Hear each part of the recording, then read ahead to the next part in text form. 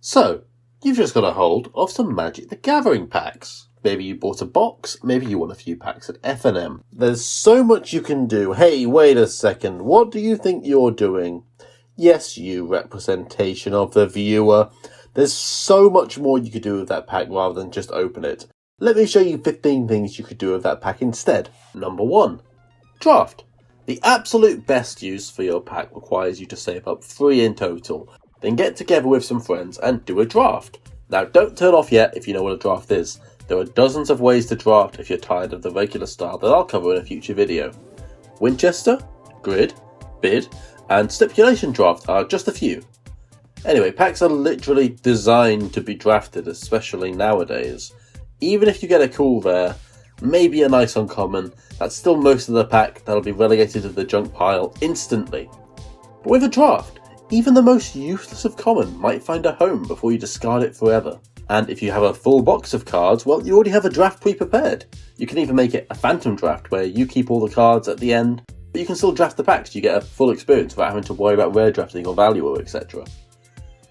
There's always a new way to try, and drafting with friends is always fun. But let's say you don't have time. A draft could take up to 4 hours if everyone's taking as long as possible for their games. So I'm going to mention one particular draft format that I've not seen elsewhere and happens to solve this problem. Number 2. Speed draft. Drafts are fun, but they can sink quite a bit of time. Say you only play Magic on an hour's lunch break, you can't possibly fit a draft in. But let me be the one to tell you, you can. Speed draft is a manic experience. I'd recommend it best with friends you know quite well, as it can get really hectic and a little bit out of control. But the basic rules are, you get 5 seconds per pick in the draft, and games have a 10-minute time limit. You can usually find some sort of app that dings every 5 seconds to enforce this quick drafting procedure. When you have an old box that nobody really just wants to draft and it's lying around, a speed draft is the perfect solution. The fast pace forces you to act on instinct more than being able to plan your moves out, and you might just make some very amusing plays or mispicks. I've seen mythic level uncommons such as Ravenous Chupacabra go 3rd or 4th pick in a draft, just because you don't have enough time to physically find them in the pack. This format isn't for everyone, but I've never laughed so much while doing a draft, even more so than my first time with an unset. So hey, maybe try it out. And you know what, if you have less time than that, and those packs are still so tempting to open, we can go quicker. Number 3, Pack Wars. In Pack Wars, you open your pack, play a game with its contents, and then you're done. Again, there are many different ways you can do this. The typical way is to add 3 of each basic land to your pack, shuffle it up, and you're ready to go, without even looking in your pack, so you don't know what you've got yet. Or you can play Hearthstone style and just add one of these rainbow land tokens that you generate each upkeep until 10, or keep going as, whatever. But my favourite by far is what I call 5-stack Pack Wars. It might have another name, but I don't know, but I've had a look, and this is what I'm calling it. Simply put, you crack your pack and sort it into 5 piles of 3. You and your opponent then choose one of your 5 piles and play a regular game of Magic, with the exception that each player has infinite mana of any type to spend each turn. You start with those 3 cards in hand, and you can't lose by decking. You play best 3 out of 5 with different piles, and you have a winner. You're suddenly looking for synergies between a few cards, splitting up creatures to have a win condition in each pack, or maybe you just put your basic land and 2 other useless cards, like, Ancestral Recall is pretty useless in this format. You just put those together and accept that you have a lost pile and hope that comes up against your opponent's best pile. It leads to a lot of interesting decisions. It's a bit rock, paper, scissors in a way, but with a lot of control with it as well. So it's quite fun. And you see some cards, like take this card for example. Normally in draft, not great, but if you open that in Pack Wars, this thing has infinite power because you have infinite mana. So you play this, if your opponent doesn't have a blocker, you just win. It means that kind of useless cards have a real time to shine. If you want to see more about this type of Pack Wars, I've put together a little video just going through my thoughts of what to do with 2 packs and what happens when you pit them up against each other. And best of all, you only need 2 players for this format, and you only need 1 pack each. This is great if you and a friend both fancy a cheeky Nando's, a cheeky booster pack. Booster pack, those words just go so well together. Or let's say you both want a pack at F&M. Afterwards you can sit down for 5 minutes before the store closes and have a meaningful game of Magic. I highly recommend trying out this format if you haven't. What's that? You have even less time. Well, We can still make this work. 4. Discuss a first pick. If you absolutely must crack that pack, take a picture of it, send it to a friend or a Facebook group or wherever you talk about Magic and say, this is what I'd pick, what do you think? Or give them the option first. Especially when you're early into a format and there's a new set out. Just discussing what people think about the pack could lead to an interesting discussion or help you out in your next draft. And there's really little downside to doing so. And the added advantage of tweet pull, this is a way to show people without just going, hey, look at my sweet cards. So what card are you taking from this pack? I know personally I don't think I could resist that Fae, even though the 2 black cards are probably the pick and quite close. Yeah, I'm going to take the rare. 5. Sealed. And of course we can't forget sealed. You need 6 packs and a friend, but you can always get some practice in here. Open 6 packs, add some basics, and make a deck. It's a tried and tested format and a favourite from pre-release. And if it's just 2 people, you got 12 packs, hey, you might as well get a game in rather than crack those open. But let's say you've got a whole booster box and you really want to crack it right now. Well, you can actually make that work. Box sealed is an incredibly unique format that I've done twice and it's been quite something each time. You and a friend crack a full box each and make a 40 card deck, with the usual time limits over how long you can spend making that deck. If you're going to crack a box anyway, I really urge you to give this a try. Sorting through so many cards and finding 23 you want is something special. I have never opened 36 booster packs so fast in my life. Number 6. Save the pack for Chaos Draft. I know it may be tempting to crack that pack right now if nothing I've said so far appeals to you, but wait! That Throne of the Eldraine pack is just a regular pack right now, but if you took that away somewhere safe, wait a few years, then suddenly it's a rare commodity ready to be part of a Chaos Draft. You can gather 3 yourself alongside friends, maybe pick up an interesting pack at a Grand Prix, what's that? We have to call that a Magic Fest now? Grand Prix are still a thing, but that's the main event. Main events don't sell packs, fine, okay. You can pick up an interesting pack at a Magic Fest, or you can save 24 packs for yourself and do it as a special treat. We've had a friend who's done that, it was a very fun time. If you start collecting 1 booster pack from each set now, expecting at least 1 supplemental booster each year, you'll have a full Chaos Draft in 5 years' time. That's a unique experience, all for the price of 1 pack a set. And that's it for the regular list. But here's some slightly different ideas in a sort of quick fire round that don't take as long, but you should still consider them. Well, most of them. Number 7. Save it for Booster Tutor. Okay, this one's a little wacky, but you'll be glad to have a few packs when you do. Maybe you play an Uncommander game, an Undraft, Judge's Tower, or even a cube. I have Booster Tutor in my cube, and normally if you play that, you get to open a Peasant Booster Pack. It's a Commons Uncommons cube. But if you said, hey, I've got this pack handy, I'll let you do that. That's the way you can play a rare in my Peasant cube. And this obviously applies to summon the pack as well. Number 8. You can cook it.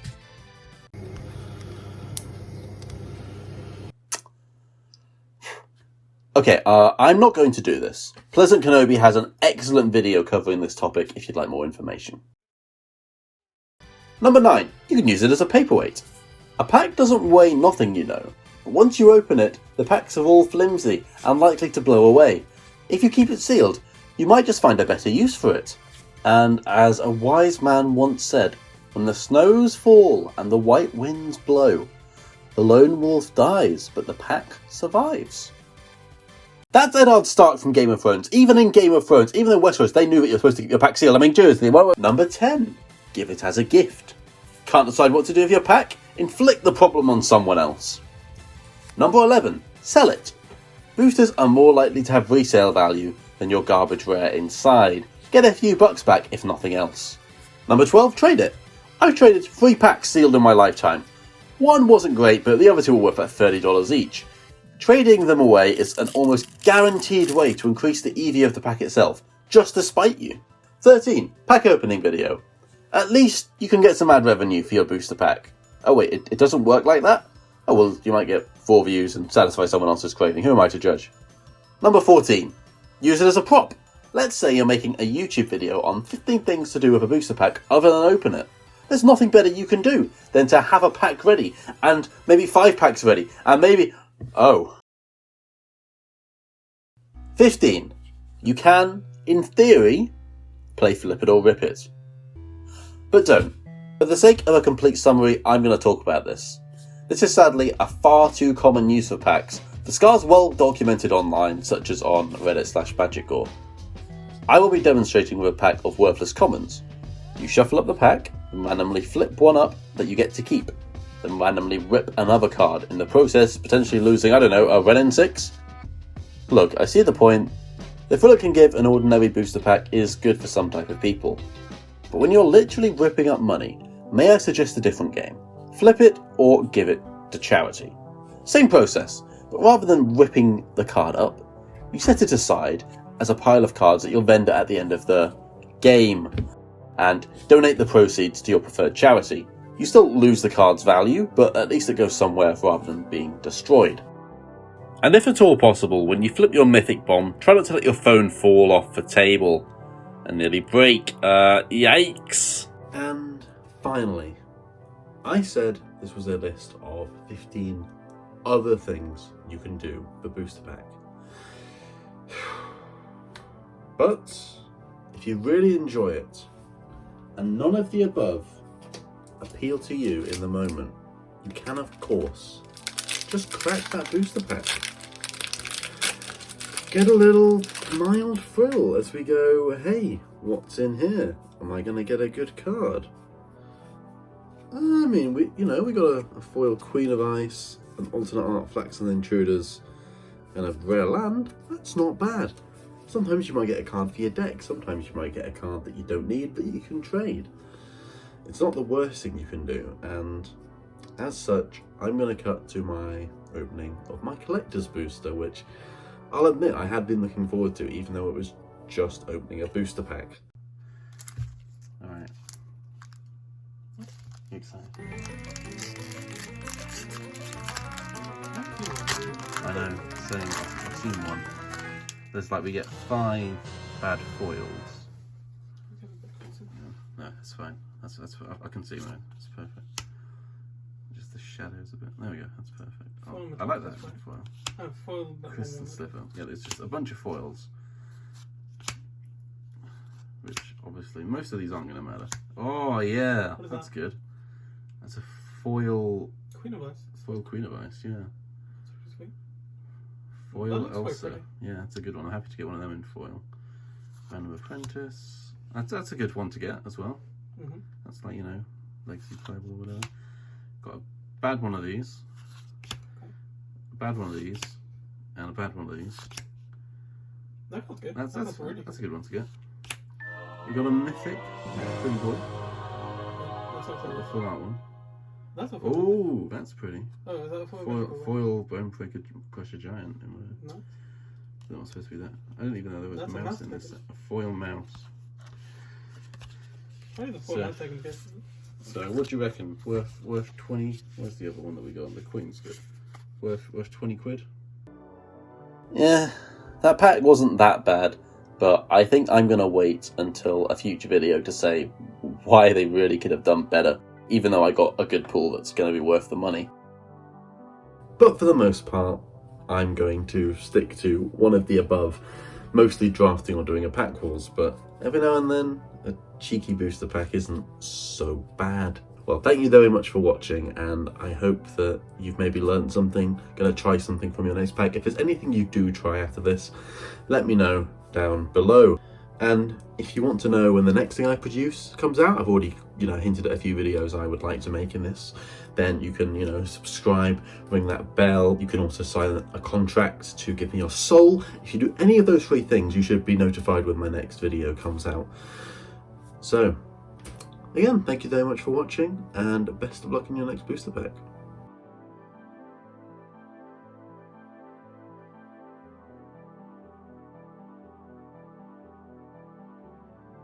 What's that?